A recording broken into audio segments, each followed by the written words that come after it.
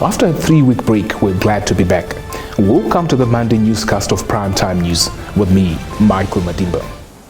Tonight we commence our bulletin with news from the United Kingdom, where Queen Elizabeth II was laid to rest this afternoon after a state funeral attended by leaders from around the world and a historic last ceremonial journey through the packed streets of London. Linia Dishena brings us this report. Crown heads and prime ministers, emperors and presidents from around the world were gathered for the state funeral of Britain's Queen Elizabeth II. With some 200 to 250 leaders and their spouses assembled in London, most had to be bussed in from Royal Hospital, Chelsea, to prevent a snarl-up of official cars outside Westminster Abbey. It was another opportunity for some impromptu diplomacy after many of those present were at a reception at Buckingham Palace hosted by King Charles III on Sunday. Back home in the Zambezi region, Mosweli Matongo, chairperson of the Mafwe Youth Forum, in an exclusive interview with Primetime News, expressed dismay over the recent eviction of the residents of Rwanyanda settlement in Katima Mulilo. Why you chase out the privy people, but the Vambo is still there? No one chase out. Why? The privy only to suffer. You must send this message to President. There was a first demolition some years back, and now this is what happened last week. Yeah, so what matters much is that the first demolition, there was no court order provided.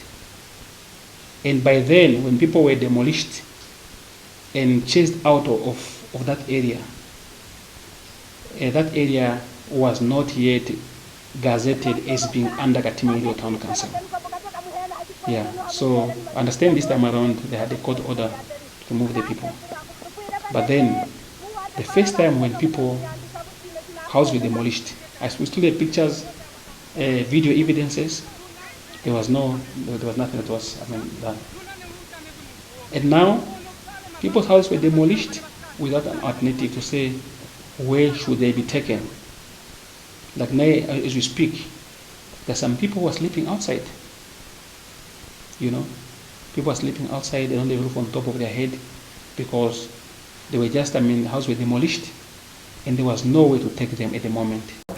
Moving on, a farm worker has been charged with culpable homicide after he allegedly ran over his colleague on a gravel road outside Otjiwarongo on Sunday night.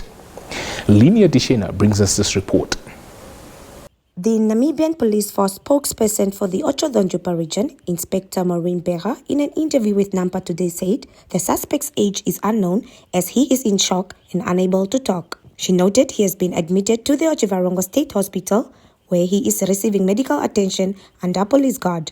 The suspect allegedly ran over 52-year-old Abraham Demusonye. Berger said the suspect is allegedly not licensed to operate a vehicle on a public road and reportedly operated a farm vehicle which is not roadworthy.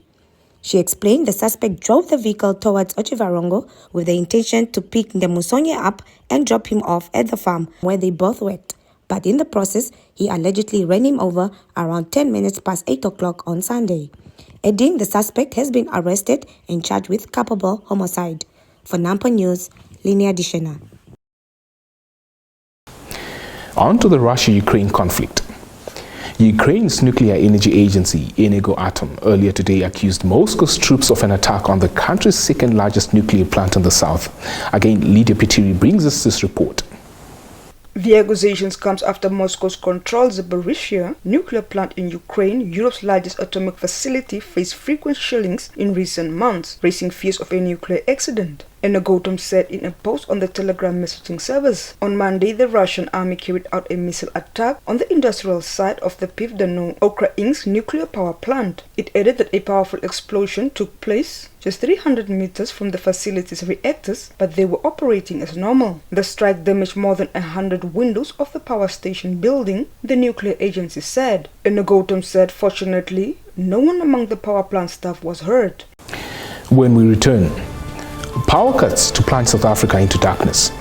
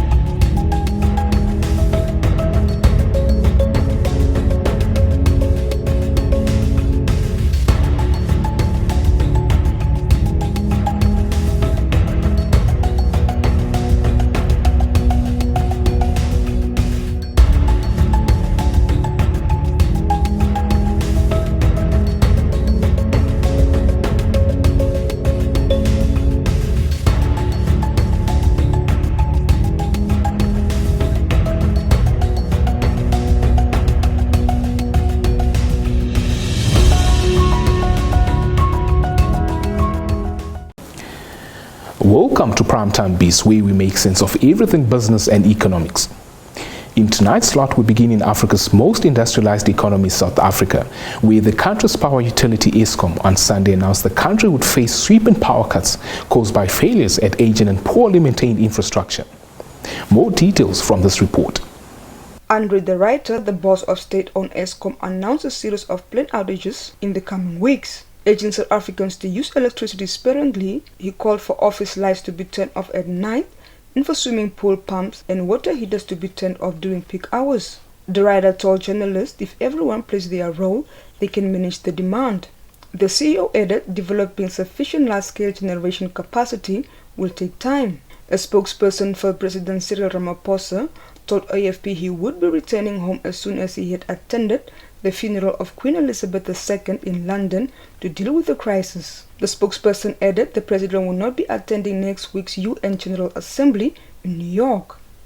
On an 8-point scale of rolling blackouts, the country has reached the 6th critical stage, which means households and businesses will face several outages of several hours daily. Level 6 was last seen in June in the middle of the southern winter amid an increase in energy consumption and pressure on production. Now, switching attention to the motoring sector.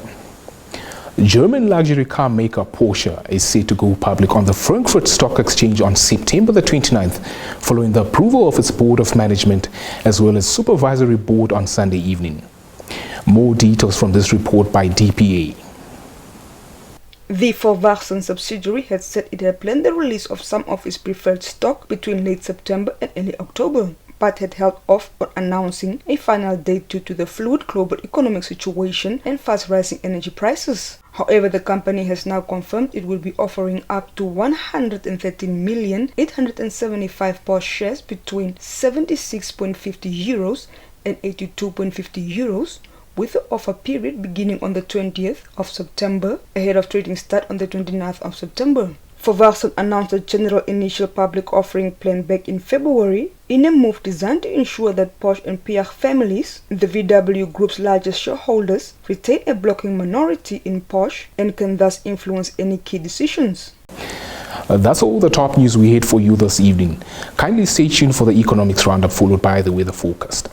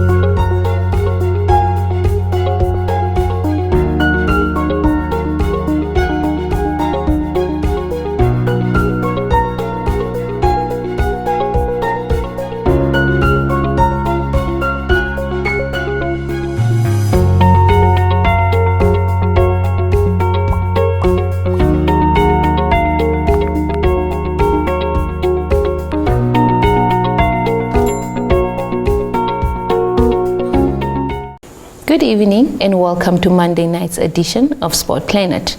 I'm Joy Gosses. We commence with athletics. The organizer of the Navakhab Half Marathon, Berthold Karumendu, said he is happy with the return of the event following its 2-year hiatus, but bemoaned the challenges the race faces going forward. Our sports correspondent, Margot Nglovo, who covered the event, spoke to Karumendu and some of the participants. The logistical challenges is we are doing manual. We need to pay somebody a couple of bucks in order to do a full house computer system.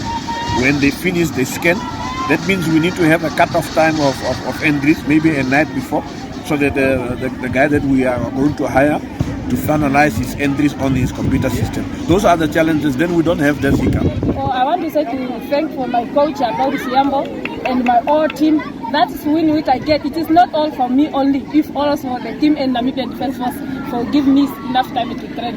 And I'm happy to come number 7 in the World Commonwealth Game in London. Yeah. We now travel to Morocco, where Team Namibia bagged 9 more medals on day 3 of the 2022 World Para-Athletics Grand Prix in Marrakesh on Saturday to finish 4th on the medal standing. I feel proud to win my race. Especially 100 meter. It's not really my event, and then for me coming here, it's like I did not put more effort in it, like training and everything. Like it was kind of off-season thing, but we are here. And then the thing is that like Team Namibia is doing good. Day 1 we came with medals, and probably looking on of today and tomorrow. So the sports roundup is up next.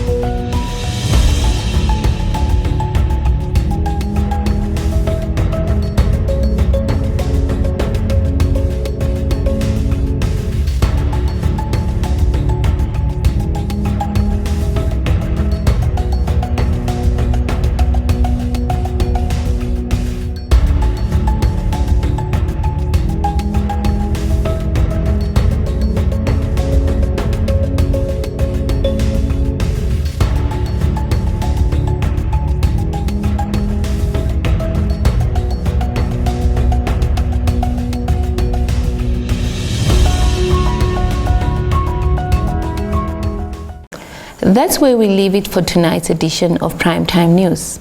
Please do subscribe if it's your first time. Also, click the notifications bell so you don't miss out on any of our content. Do join us tomorrow for Tuesday's edition of Primetime News. From myself, Joy Gosses, and the entire production crew, have a lovely evening.